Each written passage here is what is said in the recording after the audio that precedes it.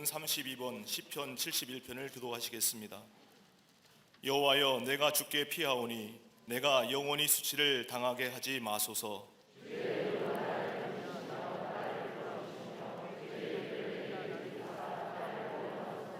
주는 내가 항상 피하여 숨을 바위가 되소서. 주께서 나를 구원하라 명령하셨으니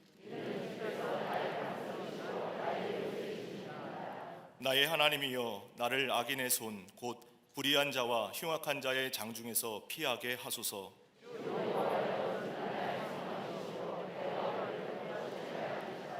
내가 모태에서부터 주를 의지하였으며 나의 어머니의 배에서부터 주께서 나를 택하셨사오니 아멘.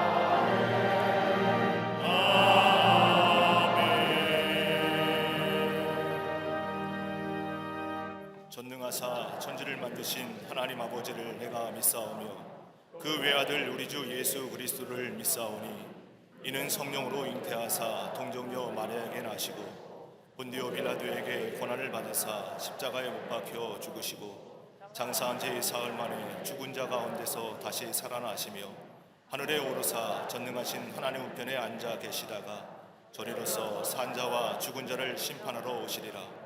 성령을 믿사오며 거룩한 공예와 성도가 서로 교통하는 것과 죄를 사하여 주시는 것과 몸이 다시 사는 것과 영원히 사는 것을 믿사옵나이다. 아멘.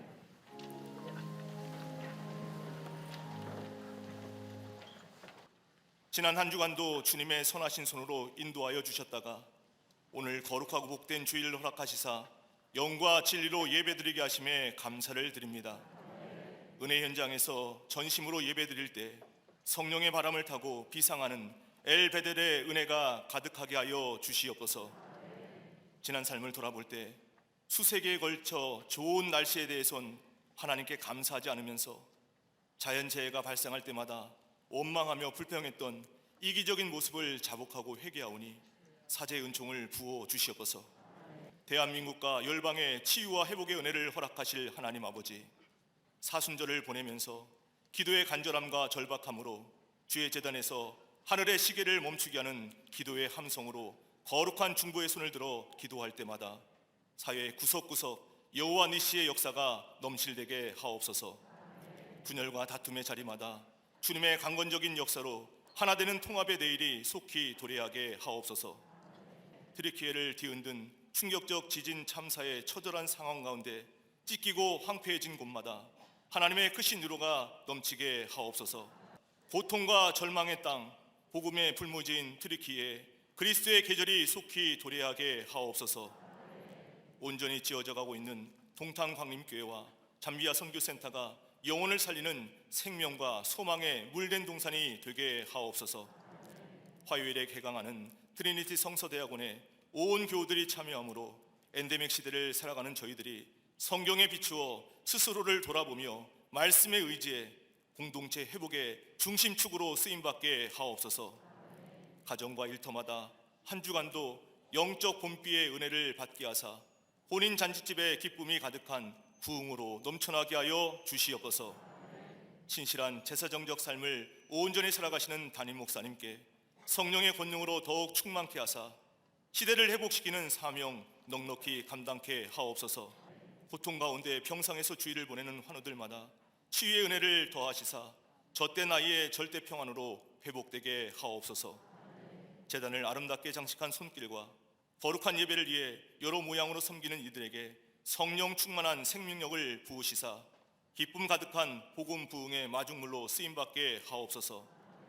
보혈의 은혜 앞에 뜨겁게 찬양하며 영광 돌리는 갈릴리 성가대와 오케스트라의 찬양을 기뻐 받아 주옵시며 찬양이 울려 퍼질 때 모든 근심과 걱정의 담이 허물어지는 역동적인 소망의 은혜가 넘치게 하여 주시옵소서. 오늘도 저희와 함께 하시사 어둠의 시대에 영원한 빛을 대망하게 하사 시대를 살며 새롭게 하시는 우리 주님 예수 그리스도의 이름으로 감사하며 간절히 기도드리옵나이다. 아멘.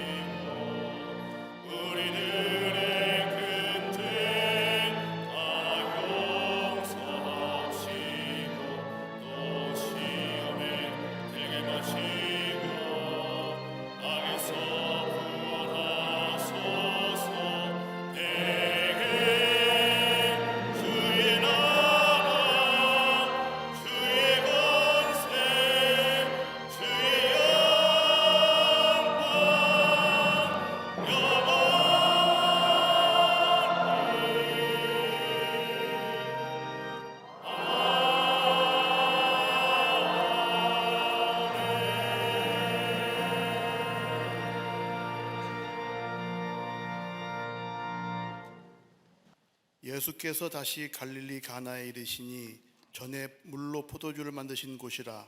왕의 신하가 있어 그의 아들이 가버나움에서 병들었더니 그가 예수께서 유대로부터 갈릴리로 오셨다는 것을 듣고 가서 청하되 내려오셔서 내 아들의 병을 고쳐 주소서 하니 그가 거의 죽게 되었음이라. 예수께서 이르시되 너희는 표적과 기사를 보지 못하면 도무지 믿지 아니하리라. 신하가 이르되 주여 내 아이가 죽기 전에 내려오소서.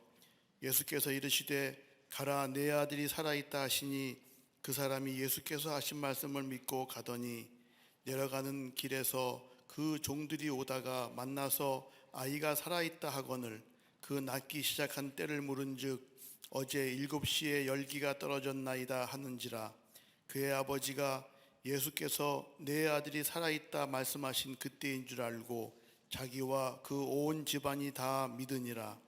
이것은 예수께서 유대에서 갈릴리로 오신 후에 행하신 두 번째 표적이니라. 아멘.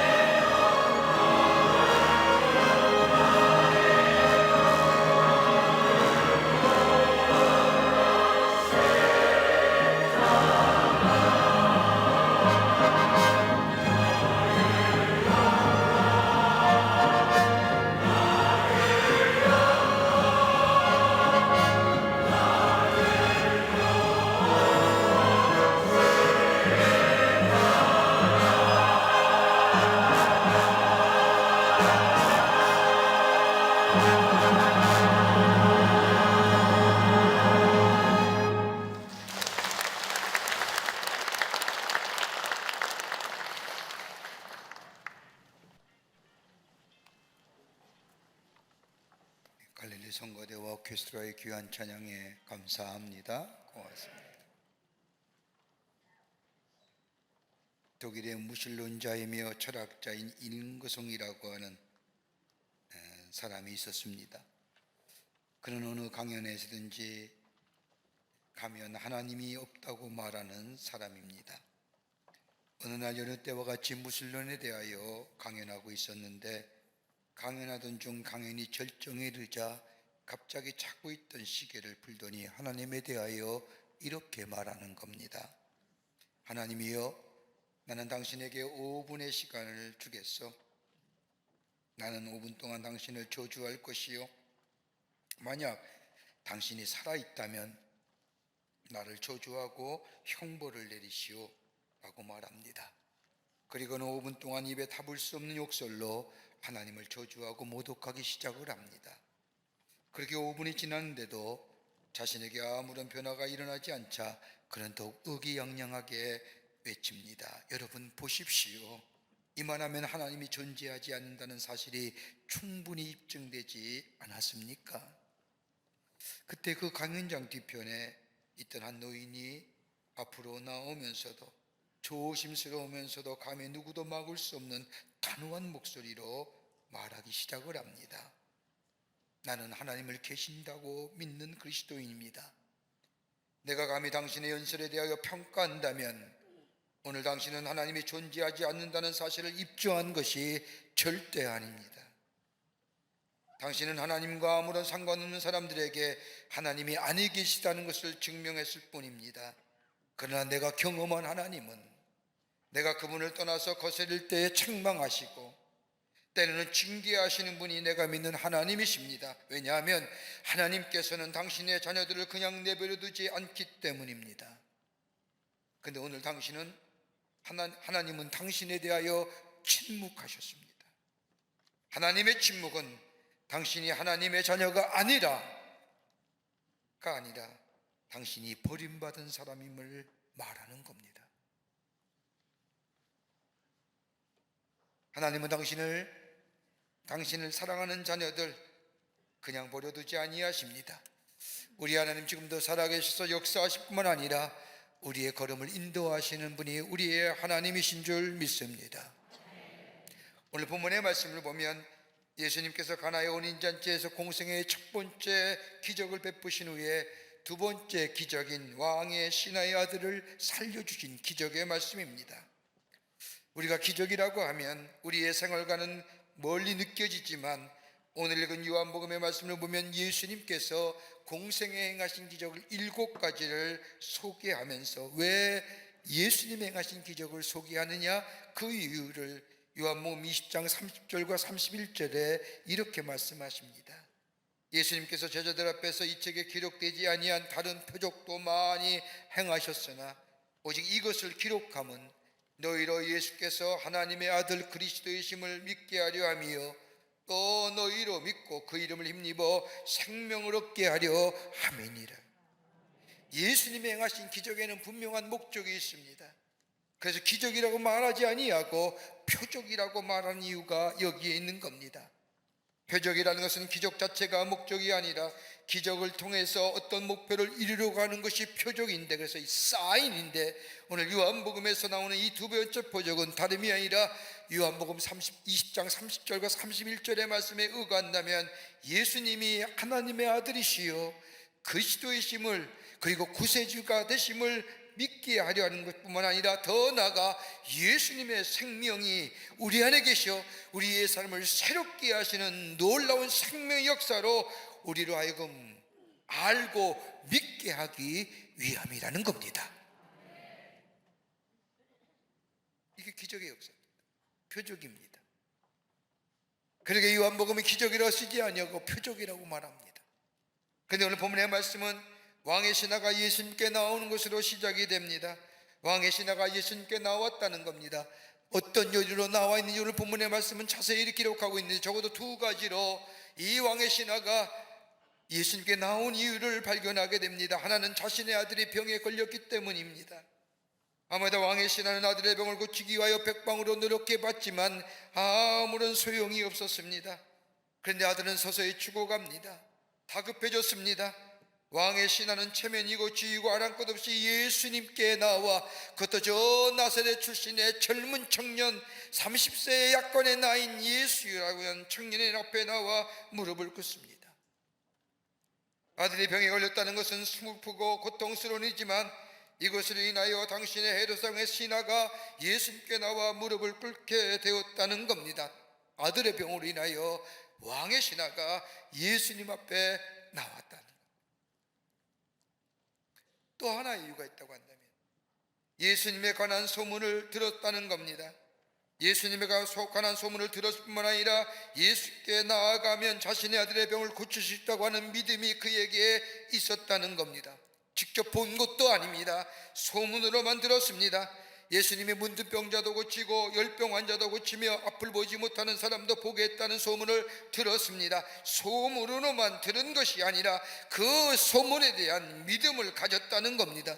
지금의 표현을 말하면 정보에 대한 믿음, 다른 사람들이 전하는 것에 대한 믿음, 전도에 대한 믿음, 자신이 직접 체험하지 않았지만 예수님께서로부터 병이 나은 것에 대한 다른 사람의 증거, 다른 사람의 이야기들, 증거에 대한 믿음을 이 왕의 신하는 가졌다는 겁니다. 아들이 거의 죽게 되었습니다. 시간적으로 급하게 되었습니다. 인간적인 방법으로 다 해보았지만 이제 끝나갑니다. 임계점에 다다랐습니다. 손을 쓰지 아니하면 아들은 그대로 죽게 될 것입니다. 이런 시간에 왕의 신하가 예수님께 나와 초조한 마음으로 예수님 앞에 구합니다. 내 아들의 병을 고쳐달라고. 이 구함에 예수님은 왕의 신하의 아들을 고쳐주면서 왕의 신하의 가족을 온전한 하나님의 사람, 예수 믿는 믿음의 가정으로 세워줍니다. 삶의 침체에서 생명의 역사로 나아가는 길입니다. 여러분, 그런데 단순히 믿음만일까요? 이 왕의 신하가 가졌던 삶의 바운들이, 삶의 한계성, 여러분 이것을 넘어설 수 있는 믿음이 어떤 믿음일까요? 내 삶의 한계점인들, 한계성들, 바운들이 이건 넘어서야만이 내 믿음을 통하여 온전한 내 삶 속에 생명의 역사, 다시 말하여 기적을 통한 표적의 역사를 통하여 내 안에 생명의 역사가 넘쳐날 터인데, 내 삶을 둘러싸고 있는 이 바운들이 한계, 어떤 믿음이 있어야만이 넘어서서 기적의 역사를 경험할 수 있을까요? 여러분 묻습니다. 편안하신지요? 아닙니다. 전혀 아닌 것 같습니다. 우리의 삶 속에 얼마나 힘들고 어려운 일들이 많습니까? 내 삶을 주저앉게 하는 것들, 내 마음을 조급하게, 초조하게, 다급하게 하는 일들이 얼마나 많은지요. 넘어설 수 있는 믿음, 그래서 하나님의 생명의 역사를 경험할 수 있는 놀라운 일들, 이 믿음이 어디서부터 어떤 믿음이 할까요? 함께 말씀을 나누며 은혜 받기를 원합니다. 첫째는 예수의 소문에 믿음으로 반응하는 겁니다. 오늘 본문의 말씀을 보십시오.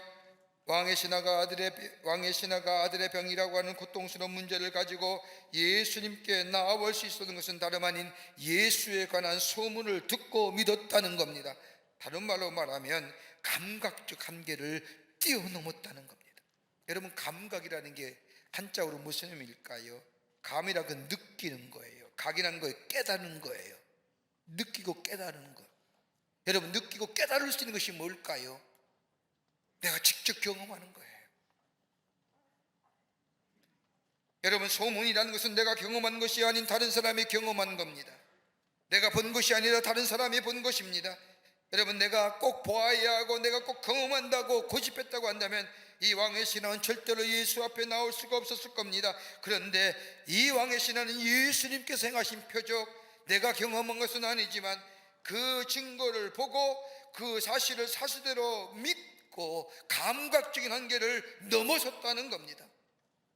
여러분, 믿음을 뭐라고 정의할 수 있을까요? 여러분, 믿음이라는 것은 다름이 아니라 객관적인 사실을 주관적인 진리로 받아들이는 것이 믿는다는 겁니다. 이걸 성경은 이브리서 11장 말씀에 믿음은 바라는 것들의 실상이요 보이지 않는 것들의 증거라고 말하지만 쉽게 우리의 삶 속에, 내 생활 속에 할 수 있는 믿음에 대한 정의는 객관적인 사실을 주관적인 진리로 받아들여 믿는 것을 얘기합니다. 여러분, 내가 꼭 경험해야만 하며 내 손으로 만져보아야만 한다고 생각하십니까? 우리가 예수를 믿으면 구원을 받습니다. 구원을 받을 뿐만 아니라 영원한 생명이 우리 안에 있습니다. 이 영원한 생명은 내가 사는 이 땅에서 이루어지는 것이 아니라 내 육체의 생명이 딱 흙으로 돌아가 내 영혼이 하나님 나라에 갈 때에 예수님이 약속하신 이 영원한 생명이 내게 임하게 됩니다. 이 놀라운 약속이 우리 가운데 있습니다. 그렇다고 한다면 우리가 하늘나라에 대해서 꼭 죽어보아야만이 아는 겁니까? 아니, 죽음에 대한 진리를 내가 죽기 전에는 모르겠다고 한다면 그 사람은 영원히 죽음은 미해결의 문제입니다. 그러기에 죽음 앞에 두려워할 수밖에 없고 죽음 앞에 떨 수밖에 없고 죽음 앞에 좌절할 수밖에 없는 인생입니다.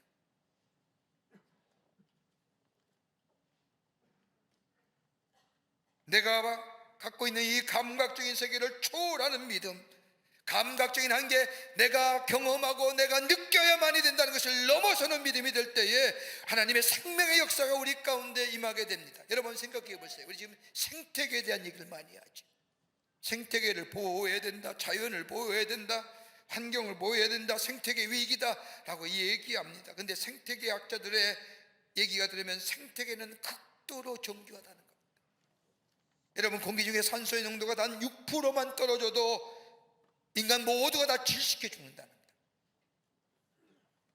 산소의 농도가 4%만 올라가도 지구는 거대한 불덩이로 변해서 화염 속에서 죽게 된답니다. 알고 계세요? 느끼고 사세요? 더 무서운 사실은 대기 중에 이산화탄소가 0.5%만 높아져도 이 세상은 마치 빵을 굽는 오븐처럼 뜨거워질 뿐만 아니라 반대로 이산화탄소가 농도가 0.2%만 낮아져도 대기 자체가 사라지고 많은 것이 죽게 된답니다. 여러분, 이 정교한 것들 느끼며 사세요? 못 느끼시잖아요. 사실을 내가 보아야 하고 만져서 느껴져야만 하는 것은 아닙니다. 감각적인 한계를 넘어설 때 거기에 기적의 역사를 경험하게 됩니다. 예수님이 병을 고쳐주셨다는 사실을 사실대로 받아들이고 믿을 때에, 예수님이 나와 함께 하신다는 사실을 사실대로 받아들이고 믿을 때에, 예수님이 오늘도 나와의 걸음을 인도하시는 사실을 그 사실대로 받아들이고 믿게 될 때에 병 고침의 역사가 일어나며 다윗이 고백하는 것처럼 내가 사망의 음침한 골짜기를 다닐지라도 해받음을 두려워하지 아니하면 주께서 나와 함께 하신다는 그 고백이 나의 고백되어 예수와 함께 함으로 인하여 내 삶 속에 어떤 문제와 어떤 시련과 어떤 역경이 오더라도 나는 혼자가 아니야, 예수님이 나와 함께 하신다는 믿음으로 일어설 뿐만 아니라 내가 깊은 수렁이와 웅덩이가 빠진다 할지라도 우리 하나님은, 우리 예수님은 버려두는 것이 아니라 나를 이끌어 올려 하나님의 사람으로 힘 있는 걸음으로 걸어가게 하신다는 믿음의 고백이 내 안에, 감각 한계를 넘어서는 고백이 내 안에 있게 될 때에 우리 안에 생명의 역사, 생명력 넘치는 인생으로 삶의 침체, 어두움을 넘어서서 힘있게 살아가는 하나님의 사람으로 새로운 존재로 거듭나게 되는 역사가 있게 될 줄 믿습니다. 내가 만져야, 내가 경험해야만이 그것이 경험이 아닙니다. 둘째로, 공간을 초월해 역사하시는 하나님에 대한 믿음이 우리 가운데 있어야 합니다. 오늘 요한복음 4장 47절의 말씀을 보면 그가 예수께서 유대로부터 갈릴리로 오셨다는 것을 듣고 가서 청하되 내려오소서 내 아들의 병을 고쳐 주소서 하니 그가 거의 죽게 되었더라. 여기 오늘 보면 세 가지의 동사형이 납니다. 듣고, 가서, 고쳐주소서. 아들이 병에 걸려 죽게 된 왕의 신하 예수님께 나와서 고쳐달라고 요청할 뿐만 아니라 내려오셔서 내 집에 내려가셔서 내 아들의 병을 고쳐달라는 겁니다. 오늘 이 기적의 역사가 어디서 일어나느냐? 갈릴리의 주변의 가나에서 일어났고 이 왕의 신하의 집은 가버나움입니다. 공간의 한계가 있지요. 내 아들이 죽어가는데 여러분 말하지 마시고 내 집에 빨리 가셔서 내 아들의 병을 고쳐달라고 부탁하는데 공간의 거리가 있어서 빨리 가자고 얘기하는데 예수님은 가시지 않습니다. 그리고 하시는 말씀이 내 아들이 낳았느니라. 여러분, 말 되는 이야기입니까? 낳았는지 안 낳았는지는 알 수는 없는 일이지만 예수님이 내 아들이 낳았느니라고 말씀하시는 겁니다. 자기의 소원 같아서는 예수님이 자신의 집인 가버나움으로 내려가 자신의 아들 머리에 손을 얹고 간절히 하나님 앞에 기도하실 때 아들의 병이 낫는 모습을 이 왕의 신하는 원했는데 예수님은 단호하게 내 아들이 낳았느니라고 말하고 맙니다. 횡간을 읽어보면 뭐라고 얘기할까요? 갈 필요 없다.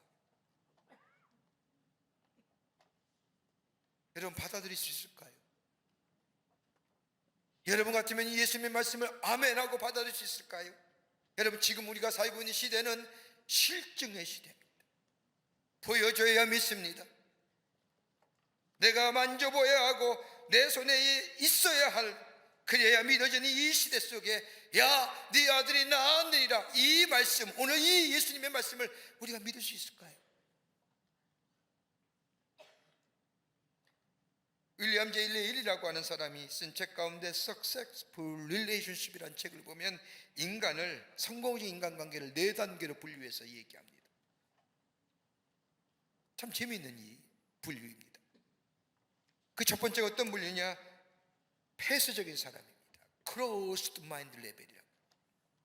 이러한 사람은 마음의 문을 꽉 닫고 사는 사람입니다. 다른 사람의 말을 들으려 하지 않습니다. 마음의 문이 닫힌 사람, 자기의 세계 속에만 사는 사람, 그러기에 이런 사람은 다른 사람이 무슨 말을 해도 듣지 않습니다. 참 깝깝한 사람이지요. 두 번째 유형의 사람은 열려진 마음의 사람입니다. 오픈 마인드 레벨이라고. 남의 이야기를 들어줍니다. 들어주는데 문제는 뭐예요? 증거를 요청합니다. 듣긴 듣는데 물어보는 것이 많습니다. 물어보는데 그냥 물어보는 것이 아니라 마치 취조하듯이 연이어 줄줄이 질문을 던집니다. 증거를 보여달라고 합니다. Show me. 괴롭지요? 대화하기 쉽지 않습니다. 세 번째 유형의 사람은 신뢰형의 사람입니다. Confidence mind 레벨입니다.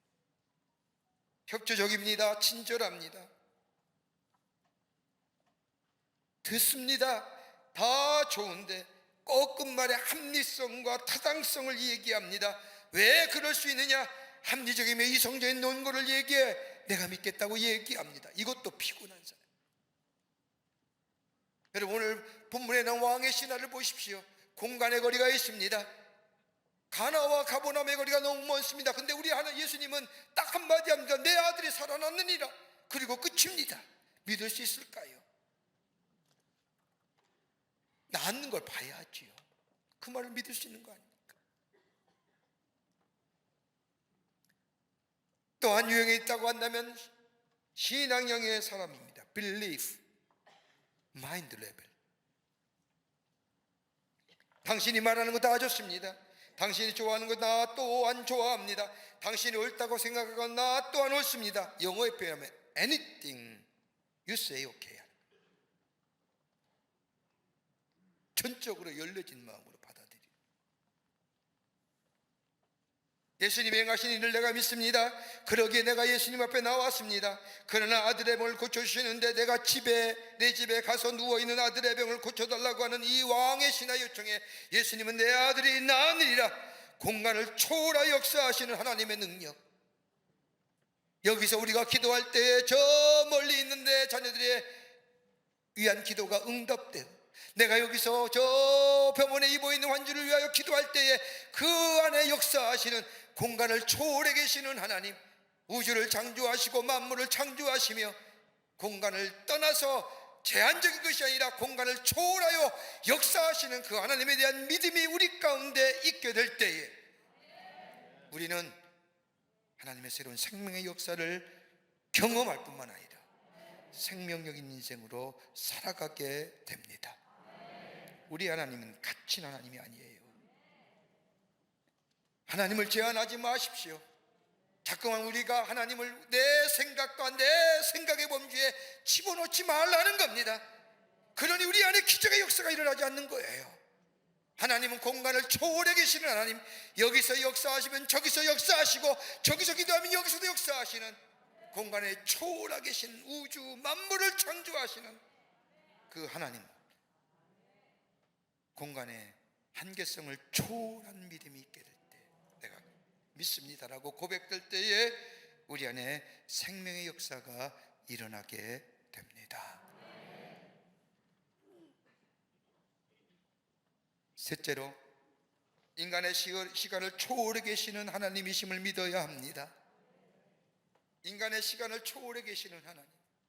오늘 본문의 말씀을 보면 예수님께 나와 자신의 아들의 병을 고쳐달라고 하면서 자신의 집에 내려가기를 바랬던 왕의 신하, 근데 예수님은 어찌된 영문인지 즉시 가지질 않고 느긋하십니다.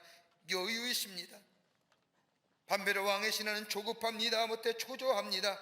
이런 상황에 예수님이 이 왕의 신하에게 내 아들이 살아났다라고 얘기합니다.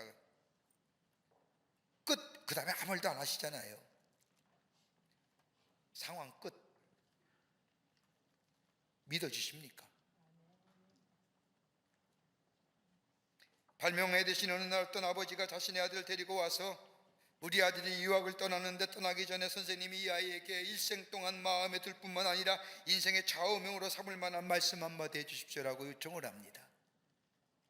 에디슨이 하던 일을 멈추고 가만히 생각하더니 벽에 걸려있는 시계를 쳐다보고 한마디 해줍니다. 시계 보지 마라. 시계 보지 마세요. 이 얘기하는데 시계 보시는 분 계셔서 배룰리잖아요. 시계 보지 마세요. 여러분, 왜 시계 볼까요? 초조하면 시계 봐요. 조급하면 시계 봐요. 시계 본다는 것은 집중력이 사라졌다는 거예요.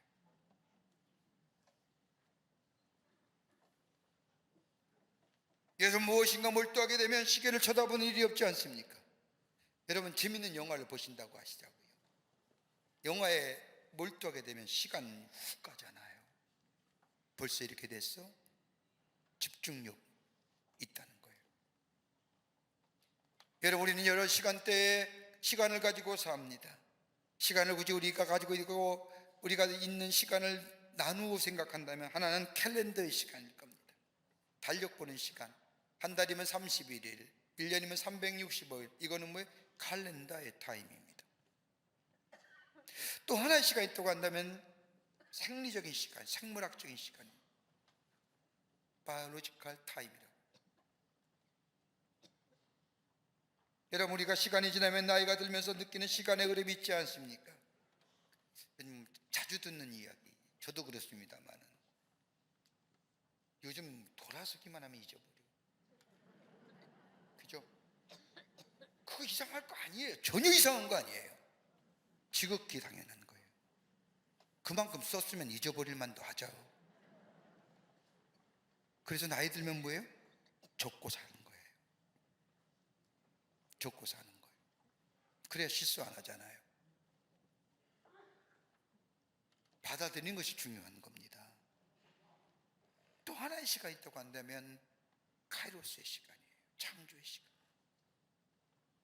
내 시간과 하나님의 시간 사이는 엄청난 시간이에요. 하나님의 시간. 여러분, 나는 죽어가는 사람이요 나약한 사람이기에 때로는 초조하고 시간이 얼마 남지 않아 불안하지만 우리 하나님은 여유가 있는 겁니다. 그러게 베드로후서 3장 8절의 말씀을 보면 사랑하는 자들아, 주께서는 하루가 천년 같고 천년이 하루 같다 하는 이 한 가지를 잊지 말라. 여러분, 하나님의 시간은 우리의 시간과 질적으로 다른 겁니다. 알파와 오메가가 되시는 우리 하나님, 처음과 나중이 되신 하나님, 여러분 알파와 오메가, 여러분 이 시간의 간격을 아십니까? 처음과 나중에 이 간격을 여러분 아십니까? 왜 하나님을 자꾸 우리의 시간대로 제한하시려고 합니까? 하나님의 시간은 처음과 나중에 되신 하나님인데 그 하나님의 무한한 시간, 이 창조의 시간을 내 제한적인 시간 속에 끌어당겨 하나님의 시간을 제한적으로 만들게 우리 안에 기적의 역사가 없는 거예요.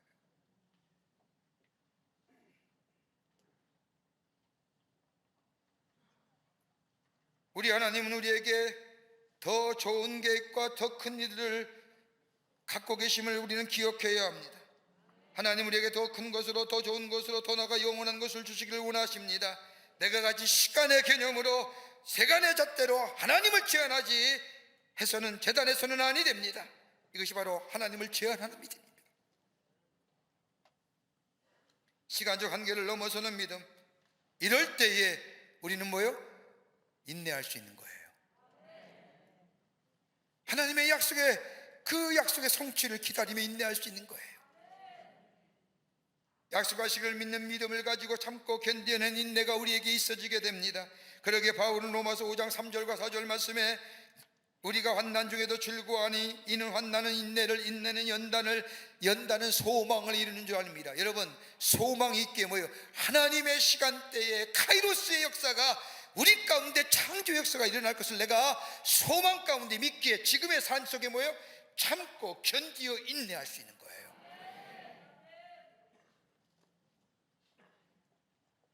여러분, 이스라엘 백성을 보세요.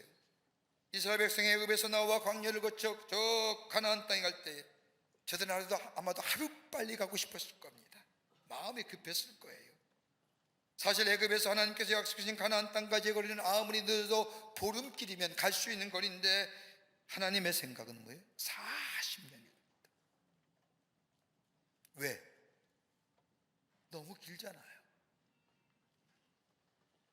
그런데 그 이스라엘 백성의 광야의 40년의 시간은 저 옛 노예의 생활을 버리는 시간이요, 자유인으로 옮겨가는 시간이요, 땅의 백성에서 하나님의 백성으로 옮겨가는 시간이요, 하나님이 어떤 분인가 잊어버렸던 하나님의 존재, 하나님의 모습을 다시 한번 만나고 체험하고 믿음으로 저들의 마음속에 새기는 시간입니다. 그럴 때 가나안 문이 열려지잖아요.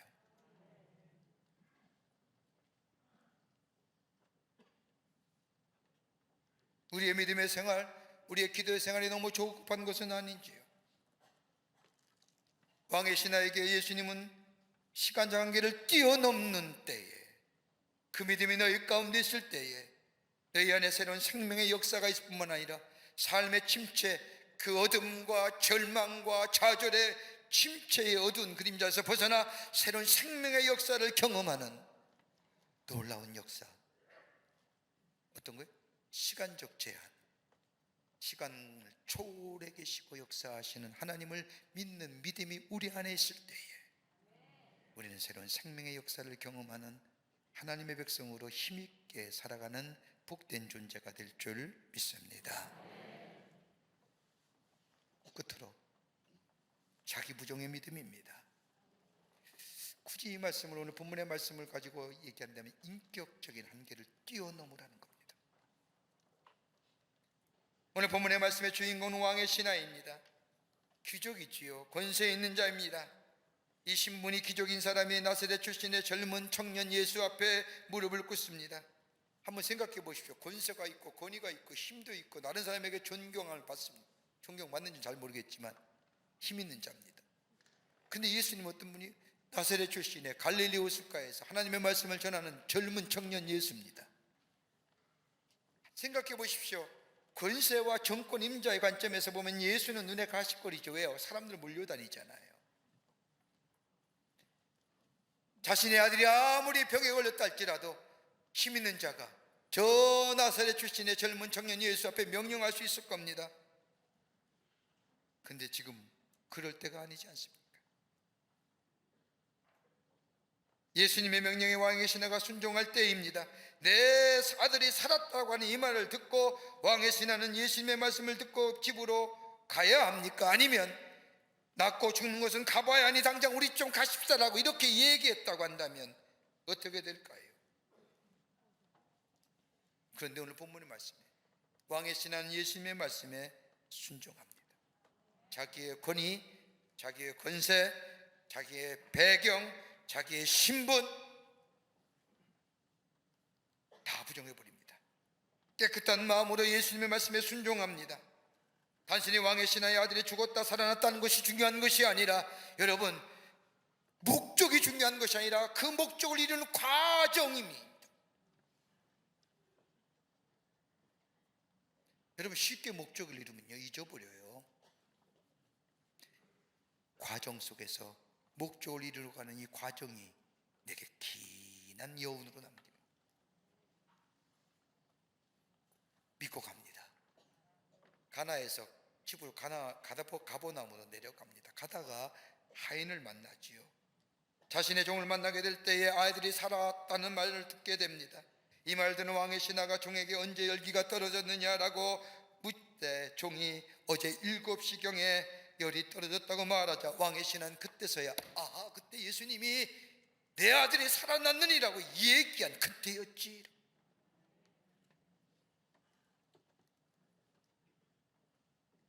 온 가족이 예수를 믿고 구원을 받습니다.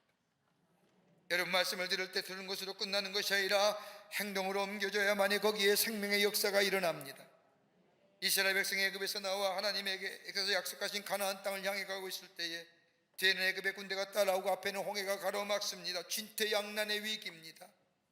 그때 모세는 하나님께 기도하지 않습니까? 그때 하나님 모세에게 말씀하기를 지팡이로 물로 치고 건너가라라고 말씀하십니다. 그 다음에 내려오는 이야기입니다. 그 다음서부터는 모세가 홍해바다 앞에 서서 지팡이를 가지고 바다를 쳤는데 물이 안 갈라지는 겁니다. 머뭇거리자 당황하고 있을 때에 옆에 있는 여호수아가 이야기합니다. 물을 치고 건너가라고 하셨지 않습니까? 근데 왜 그대로 서 계십니까? 그제서야 모세가 물속에 뛰어들었더니 비로소 홍해 바다가 갈라져 건너갔다는 겁니다. 지팡이를 딱 치니 물이 갈라져서 길이 만들어서 건너간 것이 아니라 지팡이로 침과 동시에 들어가게 될 때에 홍해 바다가 갈라졌다는 겁니다. 믿음은 감상이 아니에요. 믿음은 행동으로 옮겨줘야 됩니다. 여러분 아브라함이 하나님의 말씀을 듣지 않습니까? 고향과 친척과 아비와 본토의 집을 떠나라. 그러면 너로 만민의 아버지가 되게 하리라. 너로 큰 민족을 이루게 하리라. 이 말씀을 듣는 아브라함은 갈 바를 알지 못하지만 편안하고 평등한 삶의 자리를 떠나 갈 바를 알지 못하지만 나아갑니다. 말씀만 따라서 떠나게 될 때에 그때 하나님이 주신 말씀 뭔지 아십니까? 이 땅을 너와 내 자손에게 주리라 하시는 거예요. 믿고 가는 겁니다. 우리가 사도신경을 고백할 때마다 사도신경 첫 문장에 나오는 문장이 뭡니까? 전능하사 천지를 만드신 하나님 아버지를 내가 믿사오며. 전능하신 하나님, 천지를 지으신 하나님, 나의 아버지가 되어주시는 하나님. 여러분 이렇게 고백하는 것은 하나님께서 오늘도 우리에게 행하시는 일들이 있다는 겁니다. 그냥 하시는 말씀이 아니라 우리에게 놀라운 일을 행하시기에 원하시는 하나님의 계획이 있다는 것입니다. 그러기에 우리의 믿음, 어떤 믿음일까요? 바운드를 넘어서는 거예요. 내 감각, 내 시간, 내 공간, 내 인격 같은 거. 그럴 때 뭐예요? 생명의 역사가 일어나는 거예요. 하나님 앞에서 뻗팅기지 마세요. 아무것도 아니에요. 권세, 권위, 신분 예수님 앞에 내려. 미국의 복음성가 가운데 빌 게이트라고 하는 사람이 있습니다. 1960년부터 찬양단을 조직하여 저 미국 전역을 다니며 찬송하며 복음을 전했던 사람입니다. 지금도 활동하고 계시지요. 그분의 아내는 글로리와 함께 찬양단을 만들어 집회를 인도했는데 1960년대 미국의 사회는 암울했던 사회입니다. 암울한 역사와 더불어 암울한 이야기만 들려진 그때에 특별히 베트남 전쟁으로 인하여 전쟁의 소용돌이 속에 있을 때 젊은이들이 좌절하고 절망하면서 히피족들이 생겨가고 문화가 생깁니다. 그런데 그때 빌 게이트라고 하는 이 사람이 치료하기 어려운 희귀병에 걸립니다. 희귀병에 걸리게 된 이 빌 게이트 절망할 수밖에 없습니다. 게다가 사회 분위기와 함께 그가 만든 찬양단과 함께하던 집회는 점점점 사양길에 접어들어게 되었고 사람들은 게이트의 단점을 지적하고 이야기하며 평가하기 시작을 합니다. 건강할 때는 이길 수 있어요. 들을 수 있어요. 대수롭지 않게 생각하지만 병이 들고 마음이 약해지고 삶이 침체가 될 때의 사람들의 부정적인 평가는 이 게이들로 하여금 절망하고 좌절하게 만듭니다. 육체의 질병으로 인하여 사람들의 비판과 조롱에 대한 삶에 대한 의욕이 삶의 침체로 내려가면서 어떻게 살아야 할지 고민할 그때에 이 게이도와 부인인 글로리아는 낙심하지 않습니다. 인생의 홍해 앞에서 그는 하나님 앞에 기도의 줄을 놓지 않습니다. 기도할 때 저들의 마음에 한 줄기 빛과 같은 것이 찾아왔습니다. 그건 다름이 아니라 하나님이 살아계시잖아, 하나님이 살아계시잖아 라고 하는 마음이 저들의 마음속에 강력하게 들게 될 때에 저들의 마음이 움직이기 시작을 합니다. 저는 이 믿음 붙잡고 이 말씀, 하나님이 살아계시잖아, 하나님이 살아계시자고 하는 이 말씀을 붙잡고 찬송을, 찬양을 씁니다. 그 찬송가가 우리가 잘 부르는 171장입니다. 아내 글로리아가 쓰고 남편 길게이도가 작곡한 찬송입니다. 주 하나님, 독생자 예수 날 위하여 오셨네. 내 모든 죄 사하시려고 십자가 지셨으나 다시 사셨네. 그 다음에 후렴구가 어떤 겁니까? 살아계신 주, 나의 참된 소망, 두려움이 사라지네. 사랑의 주, 내 갈 길 인도하시니 내 모든 삶의 기쁨이 늘 충만하네 하는 거예요. 그 하나님이 우리 하나님 되십니다. 그 하나님이 우리의 삶 속에 풍성한 일을 하기를 원하십니다. 행여나 이 하나님의 계획 안에 내 삶의 한계와 제한성 바운드리로 하나님의 역사를 거절하는 건 아닌지요. 예수의 소문에 믿음으로 반응하시자고요. 공간을 초월해 역사하시는 하나님을 믿으시자고요. 인간의 시간을 초월하여 치시는 하나님, 자기 부정의 믿음을 가지고 하나님 앞에 나아가게 될 때에, 그리고 들려오는 말씀의 행동으로 옮겨질 때에 우리 안에 새로운 생명의 역사가 일어나고 하늘의 신령한 것과 땅에 기름진 것의 축복의 역사가 우리 가운데 있어지게 될 줄 믿습니다. 삶의 침체, 삶의 절망, 어둠, 믿음으로 승리하신 여러분과 저와 되시기를 주의 이름으로 축원합니다. 하나님 감사합니다. 저희들 주께서 사랑해 주셔서 하나님의 자녀 삼으심에 감사합니다.